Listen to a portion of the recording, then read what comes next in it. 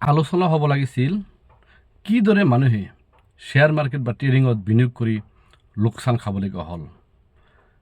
এই বৃহৎ এটা অংকৰ টকা যে বিনিয়োগ কৰিছিল ট্ৰেডিঙত, কোন কোন ব্যক্তিয়ে ইয়াত বিনিয়োগ কৰিছিল, টকাৰ উৎসবোৰ কি, ইয়াত কিমান ডাঙৰ ডাঙৰ নেতা বা উচ্চপদস্থ বিষয়া বা প্ৰশাসনৰ মানুহে ইয়াত বিনিয়োগ কৰিছে নেকি, সেইবোৰ টকা হোৱাইট নে ব্লেক মানি, এইবোৰহে আচলতে আলোচনা হ'ব লাগিছিল। লগতে বাতৰিৰ শিৰোনামা হ'ব লাগিছিল, কিন্তু বাতৰিৰ শিৰোনামা হৈছে কি জানে? সুমি আৰু তাৰ্কিক বৰাৰ ব্যক্তিগত জীৱনক লৈ। সুমিয়ে কি খাই ভাল পায়, সুমিয়ে কি পিন্ধি ভাল পায়, সুমিয়ে কিমান টকাৰ গিফ্ট দিছে, সুমিয়ে কাৰ লগত হোটেলত নৈশ যাপন কৰিছিল, সুমিয়ে কাৰ লগত ডুবাইত হোটেলত ৰাতি নিশা কটাইছিল, এইবোৰ বাতৰি আমাৰ ৰং সানি এই বাতৰিবোৰ আমি শিৰোনামা হিচাপে বহুত চেনেলত দেখি আছোঁ। কিন্তু মুখ্য উদ্দেশ্য হ'ব লাগিছিল কি?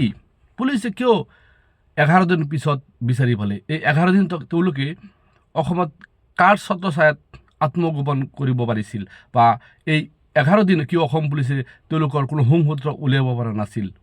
এইবোৰ বিষয়তহে আচলতে আলোচনা হ'ব লাগিছিল।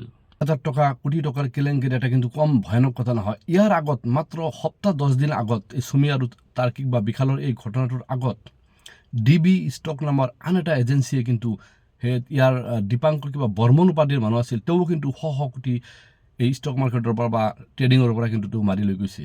ইতিমধ্যে এই ঘটনা দীপাংকৰ বৰ্মনৰ এই ঘটনাৰ পিছতহে সুমি তাৰ্কিকৰ ঘটনাটো ট্ৰেডিঙত নিউজত আহিল। এনে এটা ট্ৰেণ্ডিং চলি আছে যেন অসমত অইন কোনো সমস্যাই নাই, এই সুমি আৰু তাৰ্কিকৰ ব্যক্তিগত জীৱনে যেন অসমৰ সমস্যা, এনেকুৱা আমি দেখি আছিলোঁ এইকেইদিন। আচলতে এইটো নহয়, এই তেওঁলোকে ট্ৰেডিং কৰি সাধাৰণ পাব্লিকৰ পৰা এনেকৈ মাৰি খাইছে নে ডাঙৰ ডাঙৰ লিডাৰবিলাকে, ডাঙৰ ডাঙৰ মানুহবিলাকে এই ট্ৰেডিঙত বিনিয়োগ কৰিছিল, সেই ব্যক্তিসকলক সেই ধৰাৰ ব্যৱস্থা কৰিব লাগিছিল। কাৰণ সেই টকাবোৰ ব্লেক নে হোৱাইট, 2,000 কোটি টকা কেৱল ডিব্ৰুগড়ৰ বুলি ক'লেও ভুল নহ'ব, উজনি অসমৰ বা গুৱাহাটীৰ মানুহে তাত বিনিয়োগ কৰিছে। গোটেই অসমৰ কিন্তু বিনিয়োগ কৰা নাই, গোটেই ভাৰতবৰ্ষৰ পৰা কিন্তু বিনিয়োগ কৰা নাই। ইমান এটা বৃহৎ কেলেংকাৰী যে অসমত হ'ব পাৰিছে, কাৰ ছত্ৰছায়াত, তেওঁলোকে কেনেকৈ সাহস পালে? উচ্চ পদস্থ বিষয়া কৰ্মচাৰীৰ অনুমতি অবিহনে তেওঁলোকে এই এটা ভয়ানক বা ইমান বৃহৎ অংকৰ কেলেংকাৰী কৰিব পাৰিছেনে?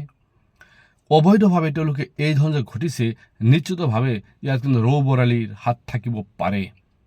আমি আশা কৰিছোঁ এই ভিডিঅ'টোৰ জৰিয়তে সঠিক তদন্ত হ'ব লাগে। সুমি, বিশাল বা তাৰ্কিকৰ এই ঘটনাটোৰ লগত আন কোনো ডাঙৰ ডাঙৰ ৰৌ বৰালী জড়িত আছে নেকি? তেওঁলোকৰ টকাৰ উৎস ক'ৰ পৰা আহিল? সেইবোৰ প্ৰথমেই কৈছোঁ মই, ব্লেক মানি নে হোৱাইট মানি, এইটো কিন্তু তদন্তৰ বিষয় হ'ব লাগিছিল। সকলোৱে কিজানি ধৰা পৰিব পাৰে। মুখ্যমন্ত্ৰী